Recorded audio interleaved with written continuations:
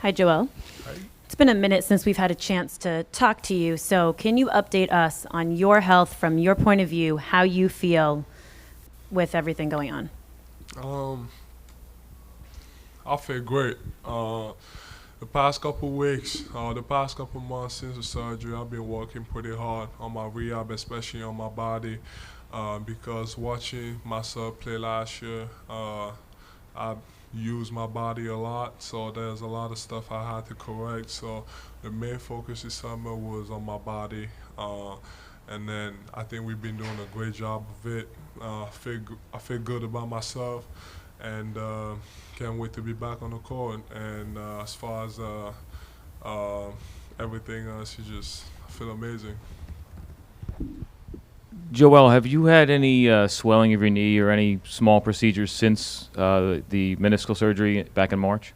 No, it's just been reality. We just been following the plan, and everything has been going good. In fact, the scans I think we've done 2 or 3 scans since the surgery, and everything looks perfect. So we just got to keep managing it, making sure. I think. I had a swelling I had a swelling at the beginning, but it was obviously normal and stuff. So you just got to keep managing that, and I think it's just about following the plan. And they have a plan in place, and just got to keep following it. So basically, in your opinion, you could go out. I know they're being cautious, but in your opinion, you could go out there and play 5-on-5. I think so. I mean, if it was Game 7 of the finals, definitely. But there's a plan in place, and I gotta check a couple boxes before the season or before my first game of the season. So uh, that's what I intend to do.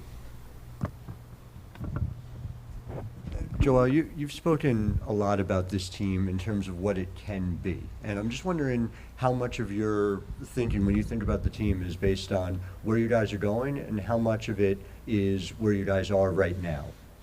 I think we just extremely young right now. We added a couple vets on the team. I feel like I'm a vet too. So we just so young. We gotta like learn how to play with each other. We gotta find a way to play with each other, and we gotta find the right system.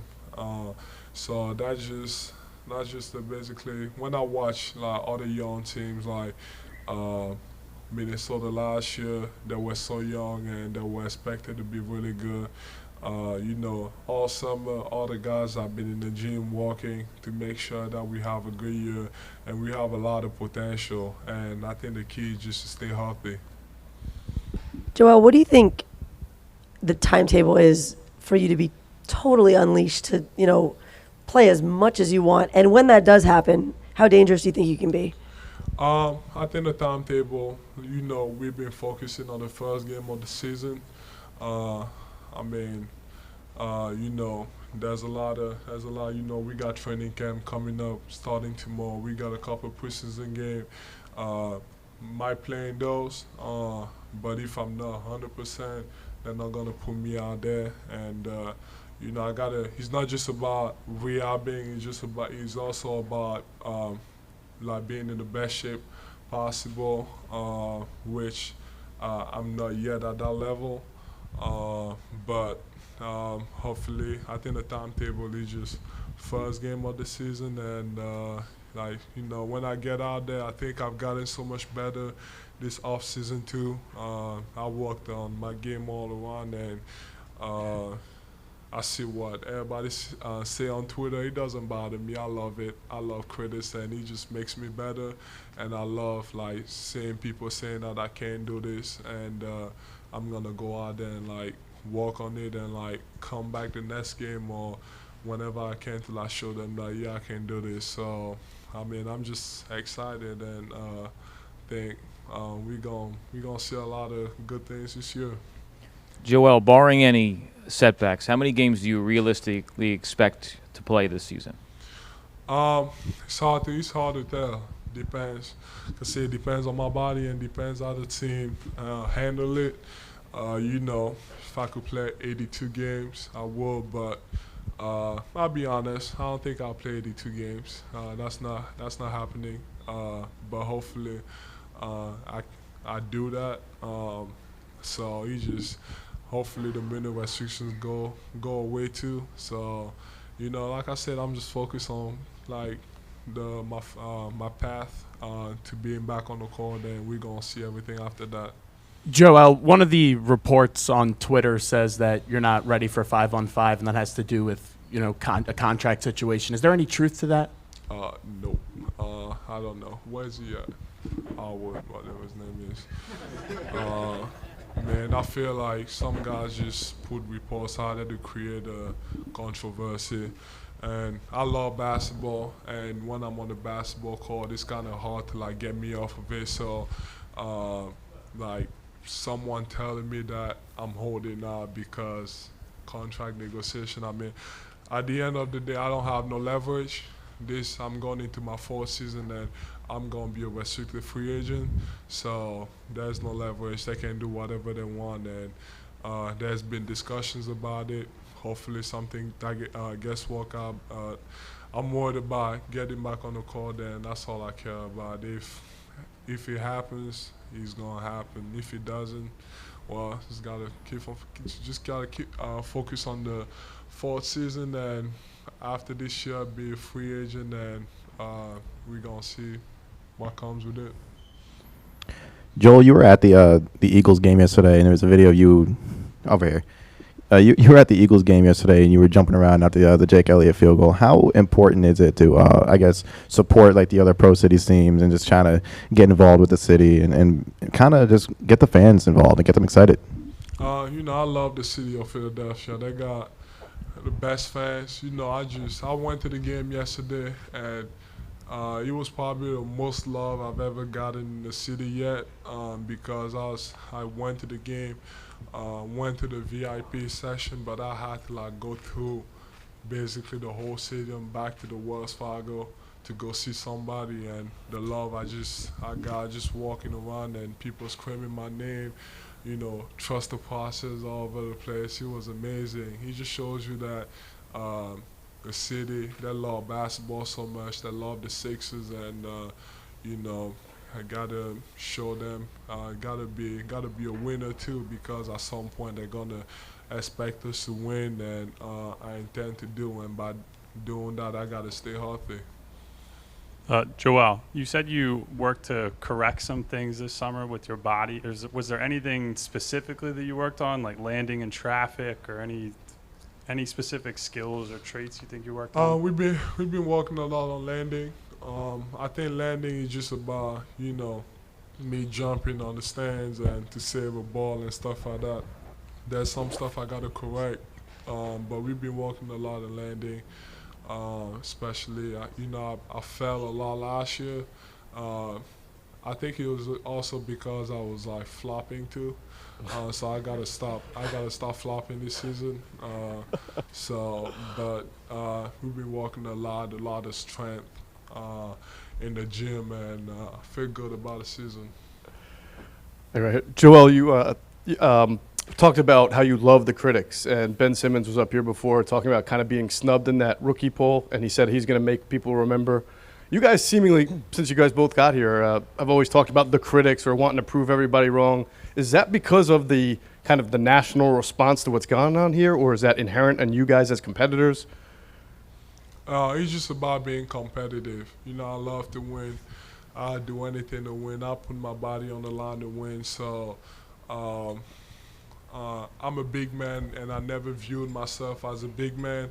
So when I see like guards like do certain things, I want to do that too, because I'm a human being, and doesn't matter that I'm 7 feet. I want to do that too. When people say, I feel like people haven't really seen what I can do, and it's also because I've only played 31 games, and I think as long as I stay healthy, I got a lot to improve on, and a lot of potential.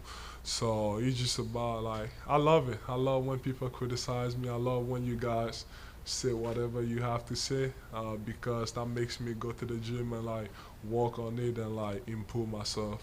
I'm sorry, is this something from your upbringing or just coming up playing sports that you like that criticism? I think it's just about me. You know, I started playing basketball so late in 2011, and I've always had a chip on my shoulder because when I came to the state, not gonna lie, being African, I had to work like twice as hard as the other players and stuff to be in because I played JV my junior year in high school when I got here. So being on the JV team, it like pushed me to like want to be better. And so I've always had that chip on the shoulder. And then in my mind, it's always been like, well, I came to the state, being African, I don't want to go back over there without having doing anything. So I want to become somebody. So that's why I got the competitive nature from. And sometimes it like can lead me to bad routes and stuff. But I think for the most part, the coaches, the fans, they love it, and then I think you need that. I mean, if you want to be the greatest or one of the greatest, you need that. Like all those guys, they have that in them. Like they want to win. They're competitive. Joel, yep. Joel, you've become over here. You've become a symbol for the fans in a lot of ways. You experienced that yesterday at the Eagles game, just the latest time, because of sort of your willingness to embrace and think about the future. I'm wondering these days, how much do you let yourself think about the future, and what does it look like when you do? I think it looks really good as long as we stay healthy. We've been working a lot. We have the past couple of years have been tough, and you know, as long as we stay healthy, that future looks bright. We got a lot of pieces. Got to find a way to play together. I haven't been able to play 5-on-5, but you know, I've been working a lot on my game, playing 1-on-1 and by myself. So feel good about it, and you know, like gotta stay healthy, and future's bright. You traveled to South Africa this summer. How was that experience for you? It was amazing. Went to South Africa and then also went back home to Cameroon. My main goal since I got to the league, I wanted to go back to South Africa, basketball without borders, because that's basically where it all started for me.